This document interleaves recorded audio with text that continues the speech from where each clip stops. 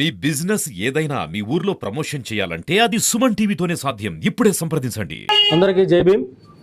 మొన్న జరిగినటువంటి సార్వత్రిక ఎన్నికల ఫలితాలు అందరూ కూడా ప్రజలంతా కూడా చూడడం జరిగింది. బహుజన సమాజ్ పార్టీ మదనపల్లి నియోజకవర్గం నుండి పోటీ చేయడం జరిగింది.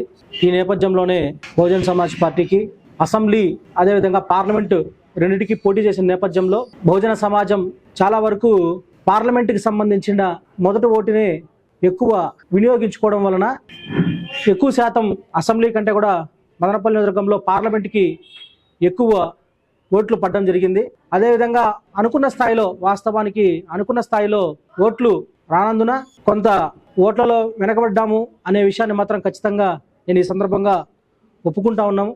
దానికి పూర్తి బాధ్యత కూడా రాష్ట్ర ఉపాధ్యక్షుడిగా నేనే ఇక్కడ తీసుకుంటా ఉన్నా. అన్నీ కలిపినప్పటికీ మనం అనుకున్న స్థాయిలో ఓట్లు ఖచ్చితంగా రాలేదని చెప్పి ఈ సందర్భంగా నేను తెలియజేస్తా ఉన్నా.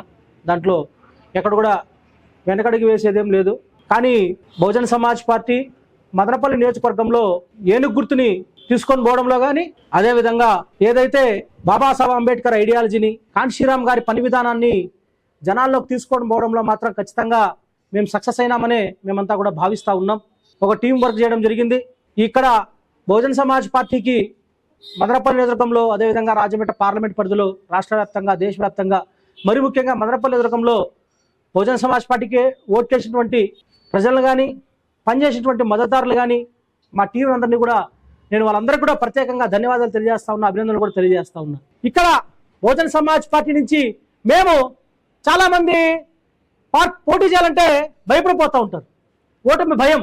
నేను మాత్రం చాలా గర్వంగా చెప్తా ఉన్నా, బహుజన సమాజ్ పార్టీ అంబేద్కర్ ఐడియాలజీని బతికించడం కోసం మేము ఖచ్చితంగా పోటీ చేసినాం. మేము ఎక్కడ కూడా పారిపోలే.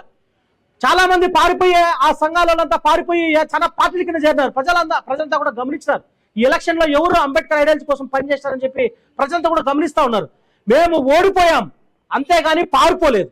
మేము ఓడిపోయాం కానీ మేము పారిపోలేదు. నేను ఇంకో మాట కూడా చెప్తా ఉన్నా, పోరాటానికి మాత్రం ఎటువంటి పరిస్థితులు వెనకాడే ప్రసక్తి కూడా లేదు. ప్రజల పక్షాన పోరాటం చేయడానికి మేము సిద్ధంగానే ఉన్నాం. అదేవిధంగా ఏదైతే బహుజన వర్గాల అభివృద్ధి కోసం ఖచ్చితంగా మా వంతు కృషి బహుజన సమాజ్ పార్టీ తరఫున మేము పోటీ చేస్తాము, ఎంతైనా సరే మేము ఉంటామని చెప్పి మేము ఈ సందర్భంగా నేను తెలియజేస్తానే ఉన్నా. అదేవిధంగా ఈ యొక్క ఎలక్షన్ లో చాలా అవమానాలు, ఎన్నో ఇబ్బందులు అన్ని ఎదుర్కొన్నాం. ఎందుకంటే చాలా మందికి ఈ అవమానాలు ఇబ్బందులు ఎదుర్కోవడం కంటే ఆ పార్టీలోకి పోతే అక్కడ డబ్బులు ఉంటాయి అని అనుకోవచ్చు. ఆ విధంగా పోయినారేమో కానీ నేను ప్రతి ఒక్కరికి పేరు పేరున బహుజన సమాజ్ పార్టీలో పనిచేసిన ఈ టీం ఎవరైతే ఉన్నారో వాళ్ళందరికీ, ఇక్కడికి వచ్చిన వాళ్ళకు, రానోళ్ళకి, మద్దతుదారులకి ప్రతి ఒక్కరికి కూడా చాలా స్పష్టంగా వాళ్ళందరికీ కూడా నేను ధన్యవాదాలు తెలియజేస్తా ఉన్నా. మిత్రులారా, ఒక చిన్న అంశం అయితే కూడా జరిగింది. మీరు పోటీ చేసింటే ఇంకా బాగుండేదేమో అని చెప్పి చాలా మంది అడిగినారు. నేను చెప్తా ఉన్నా, ఈ రోజు నేను ప్రకటిస్తా ఉన్నా, 2029లో బహుజన సమాజ్ పార్టీ ఏనుగు గుర్తు తరపు నుండి విభజన జరిగిన తర్వాత మదనపల్లి నియోజకవర్గం ఎన్ని విభజన జరిగినా మదనపల్లి నియోజకవర్గంలో ఎక్కడో ఒక చోట ఖచ్చితంగా నేను 2029లో ఎమ్మెల్యేగా ఏనుగు గుర్తుపై పోటీ చేస్తా ఉన్నానని చెప్పి ఈ సందర్భంగా తెలియజేస్తా ఉన్నా. దీనికి మనం వెనకాడే ప్రసక్తే లేదని కూడా ఈ సందర్భంగా తెలియజేస్తూ, మిత్రులారా, మీరందరూ కూడా చూశారు.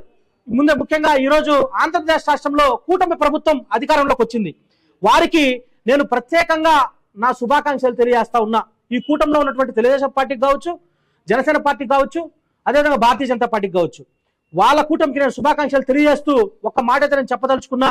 మదనపల్లి నియోజకవర్గంలోనే కాదు, ఆంధ్రప్రదేశ్ రాష్ట్రంలో కూడా కూటమి అధికారంలోకి వచ్చి చెప్పినప్పటి నుండి అపరిమితమైనటువంటి దాడులు జరుగుతూ ఉన్నాయి. మదనపల్లిలోనే చాలా దాడులు జరుగుతూ ఉన్నాయి. వాళ్ళు కొంత లోతుగా పోతే అవన్నీ కూడా మంచి పద్ధతి కాదు. ఎందుకంటే జగన్మోహన్ రెడ్డి ఇలాంటి